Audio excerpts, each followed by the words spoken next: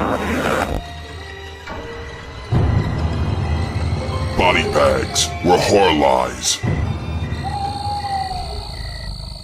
Now take my bitch. She won't complain about shit cause she's my hoe. She don't belong to a trick, so when you fuck her and give her all your cash, I get paid. I put my foot in her ass, I won't marry the bitch. And give her half, I get mohead.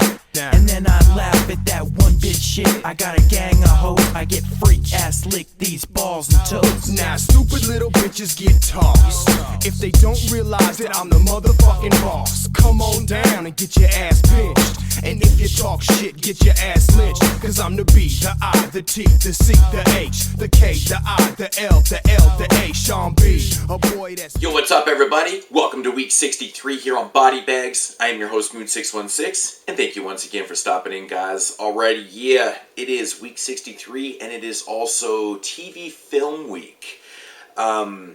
Yeah, I think TV films are a little overlooked at times. You know, they kind of get a bad rap because, you know, they're made for television. But I think there was a lot of good TV films made in the 1970s, like a ton of really good ones. With that said, I decided to go with a film from the 70s, actually, from 1973. I know this movie was actually remade in the year 2000. I've never seen the remake before. But, yeah, so this one's from 1973. It's starring Kate Jackson and Cheryl Ladd, of course. They both became...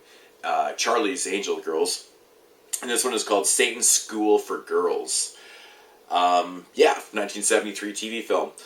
Getting to the plot of this one, it basically centers around your main character. Her name is Elizabeth.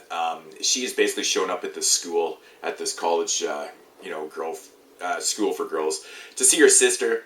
Upon arrival, she finds out that her sister has actually committed suicide. Now, Elizabeth's not completely convinced that her sister committed suicide because she didn't have any reason to commit suicide. She wasn't an unhappy person. There was just nothing there. So she takes it upon herself to start investigating. Now she enrolls herself into the school for the pure reason of investigating, to look into her sister's death and whatnot. She soon later finds out that there's other girls that have mysteriously gone missing and committed suicide or whatnot. And while she's there, some other girls actually end up committing suicide.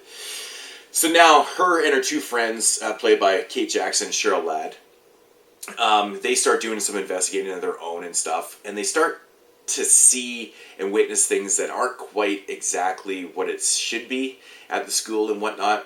And then they basically kind of find out that the school is, kind of hiding a deep, dark secret.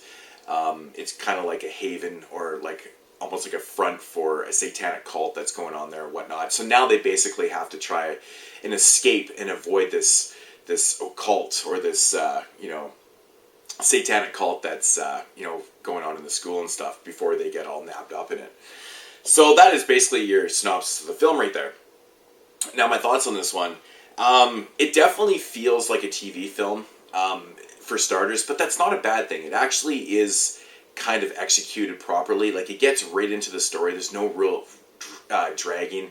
Not really a whole lot of character build-up and stuff because it is a really short film. It only runs just under 80 minutes. So there's not like a lot of character development stuff. It kind of gets right into, their investigation with the characters' investigation and stuff like that. One aspect I really did like of the film, I thought the acting was pretty decent for a TV film. Not overly great, but it was, above par. But the one thing I liked about this film was the setting. I really did like the school and the atmosphere created by the director too. Like, it's got a really dark tone to the film, and it has that dark feel throughout the entire film, right from the get-go, right when Elizabeth finds out that her sister's committed suicide, or but right into the end. Like, there's a lot of pretty cool scenes in the basement that's really dark, and it has that, kind of occult feel to it and stuff. So I give him that credit right there. It was pretty well done.